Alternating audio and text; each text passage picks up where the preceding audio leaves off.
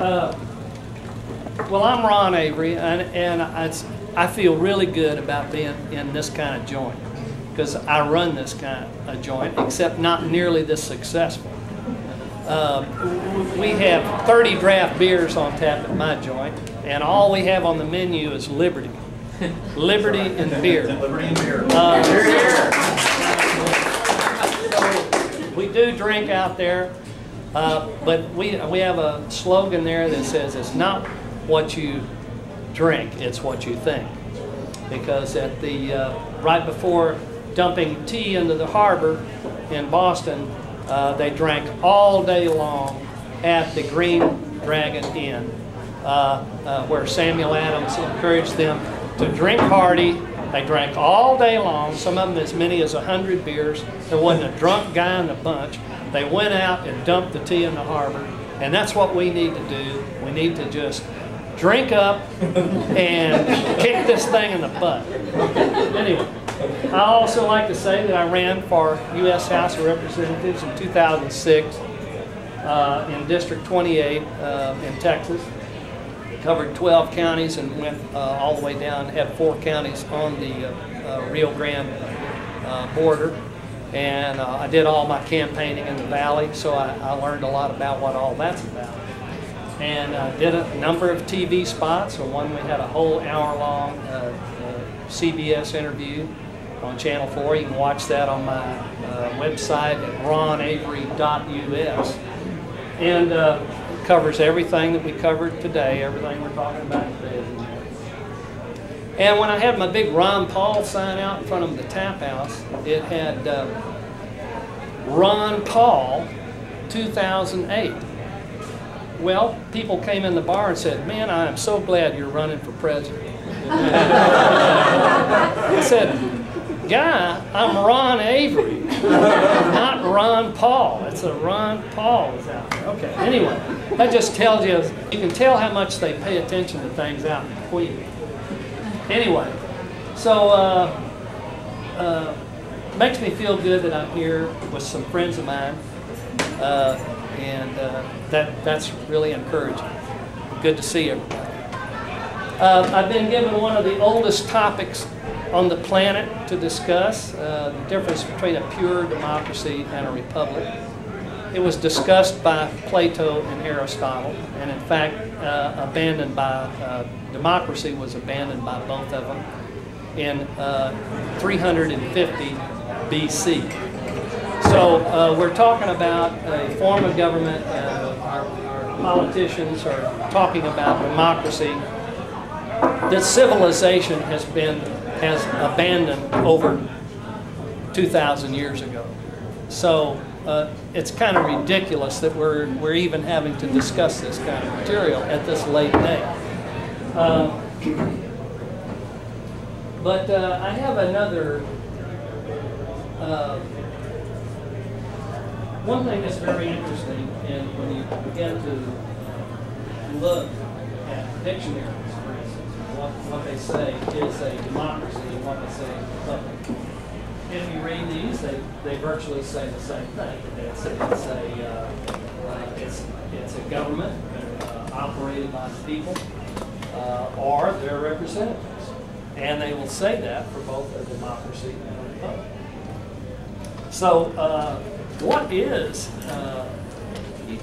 I figure everybody in here probably knows in their own mind the difference between a republic and a democracy. They would probably say, well, you know, a democracy is where people, 51% of the people, determine where the rest of the nation is going to go. And under a republic, it is the law of the land that determines what is going to happen or defends the rights of individuals. But when you look at it, our problem, and I wanted to make this presentation something you can really use as opposed to just some academia stuff. So I hope you pick up one of these handouts. This one is the one I did. You will have to sit under a large light close to it to read it, but it's the cheapest way to produce 24 pages. And Deanna's is here, and that's 20. That's all 12 pages. But do take the time to read them, because I'm not going to read this, and I'm not going to go through probably every bit of this. But it's what I did cover in preparing for this. What we find from Plato and Aristotle is that neither one of them had a principle to base government on. They knew one thing. They discovered one thing.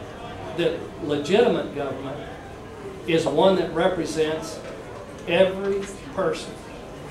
And an illegitimate form of government is one that only represents a certain segment of society. The aristocracy, if it only, in an oligarchy, if it only represents the aristocracy, it is a perverted form of government. And in a monarchy, if all that is interested in is the good of the monarchy, it's called tyranny. That's what Aristotle called it. There's a better definition of tyranny. And under a constitutional government, one that is only concerned about the poor is called a democracy. And Aristotle called all three of those forms an illegitimate form of government, a perversion of lawful government. And he is correct about that. The only problem was he didn't know what the true principles were to base a republic on. And it wasn't until 1689 that we learned what to base a true republic on. And this thing was all written and promulgated by John Locke in 1689 in his first, mainly in his second treatise of government. His first treatise of government had mainly to do with the monarch and why the monarchs do not have lawful authority. They cannot show that they have a direct line to Moses or to Jesus Christ. And that's what he proved in the first treatise of government, and he did reiterate some of that in the second treatise. And that's what monarchs did back then. The European Christian monarchs were trying to say that they had a direct sovereignty over the people because God had chosen them, or that they were direct descendants from Moses and Christ Jesus, which, of course, John Locke came along and said, and many others like Reverend Samuel Rutherford of Scotland, 1644 said, no, you can't do that, and they couldn't. So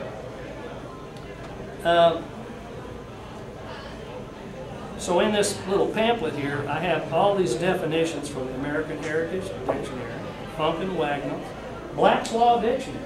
Believe it or not, Black's Law Dictionary does not even have a good description of the difference between a republic and a democracy. The missing element that I mentioned is the principles of property. That's what John Locke called it. And the principles of property is those principles that regulate every aspect of government, from its lawful formation, to its limits of power, to its lawful means of funding, to its actual legal and lawful dissolution.